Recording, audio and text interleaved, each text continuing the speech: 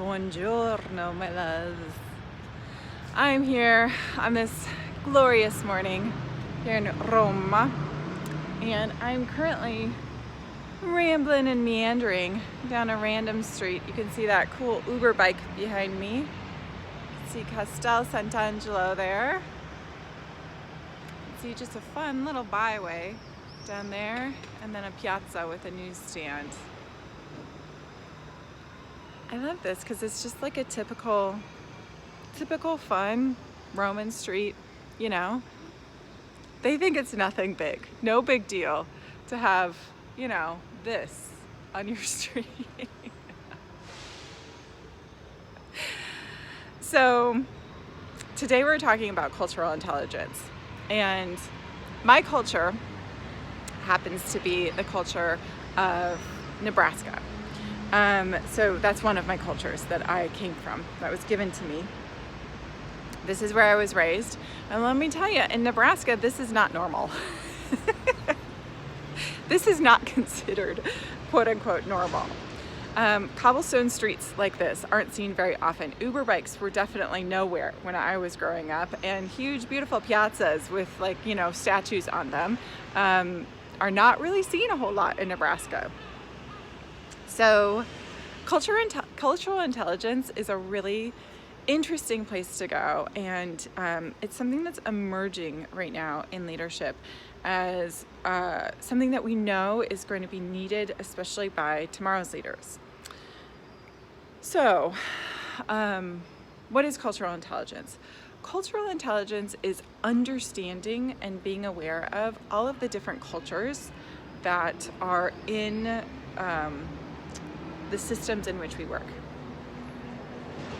So if we're raising kids, it's important for us to understand the culture in which those children were raised. Usually it's a little bit easier for us to do this as we are the parents, and so we understand that culture that they've been given, that we've kind of given to them. And it's important to really make sure that we keep that in our consciousness level of, what do our kids think is normal? What is the culture they've been given, that they've been taught? So my kids' culture, for example, will be very, very, very different than my culture, than those given things to me when I was young. Then if we're working with other coworkers, so if we're working with people who might not be in our immediate family, might be kind of other team members in different systems in our community, in our organization, in our nation, it's important for us to understand what are the cultures that they came from too.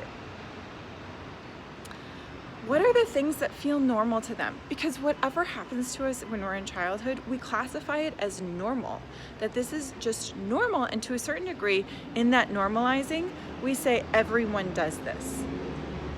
This is just something that, of course, just everyone does that.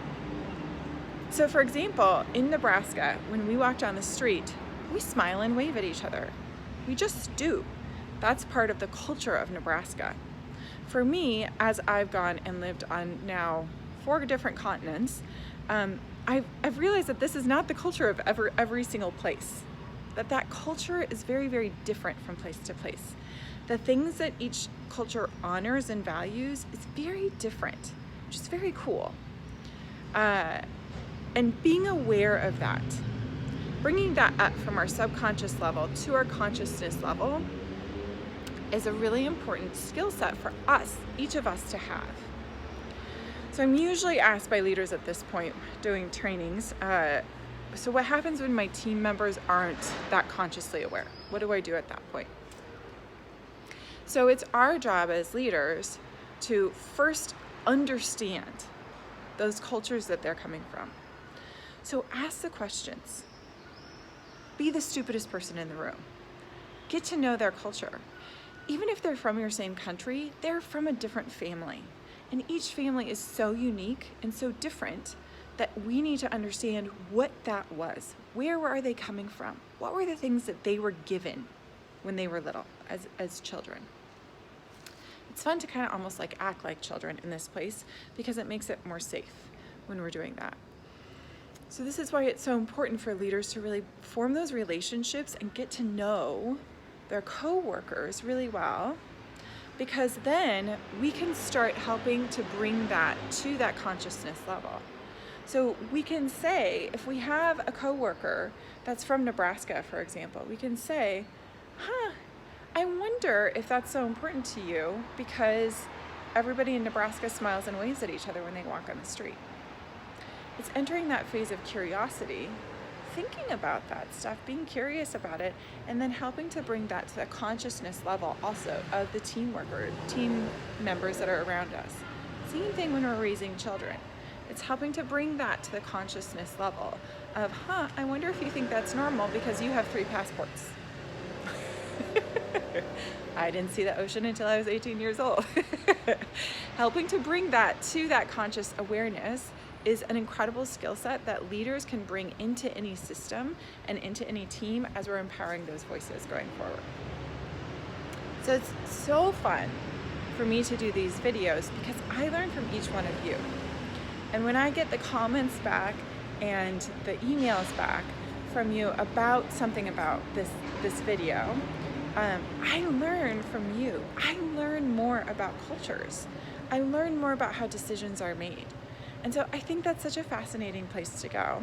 So I would love it if you emailed me back or said something in the comments below this video about what did your culture teach you about decision making? What's the important thing to think about when you're making those decisions? How do you first approach a decision? Is it like the Japanese man that I was training of, he looks back at his ancestors. That's kind of the first place that he goes. Mine is definitely much more American of this, I'm gonna rely on my IQ. I'm gonna rely on my own intelligence, my individual intelligence. What is it for you? I'm so curious. I would love to know. Shoot me a note and we'll chat tomorrow. All right, bye, love you.